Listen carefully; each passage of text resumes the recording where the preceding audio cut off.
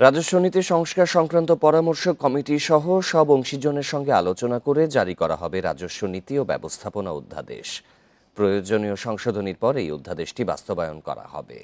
তাই এখনই এনবিআর বিলুপ্ত হচ্ছে না বলে জানিয়েছে অর্থ মন্ত্রণালয়। অর্থ মন্ত্রণালয় থেকে পাঠানো সংবাদ বিজ্ঞপ্তিতে জানানো হয়েছে, এই ঈদে জামা জুতো অ্যাক্সেসরিজের ডিসকাউন্ট। দুটি নতুন বিভাগের জন্য কার্যপরিধি নির্ধারণ, আয়কর, কাস্টমস মূল্য সংযোজন আইন এবং এর সঙ্গে সম্পৃক্ত বিধি ও প্রবিধানেও পরিবর্তন আনা হবে। এসব কাজ সম্পাদন না করে অধ্যাদেশটি বাস্তবায়ন করা সম্ভব নয়।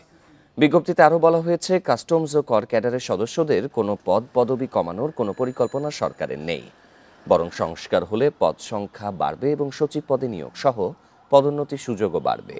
তাই এনবিআরের সব স্তরের কর্মকর্তা কর্মচারীকে রাজস্ব কার্যক্রম চালু রাখা ও করদাতাদের সেবা দেওয়ার জন্য বিজ্ঞপ্তিতে অনুরোধ জানিয়েছে অর্থ মন্ত্রণালয়।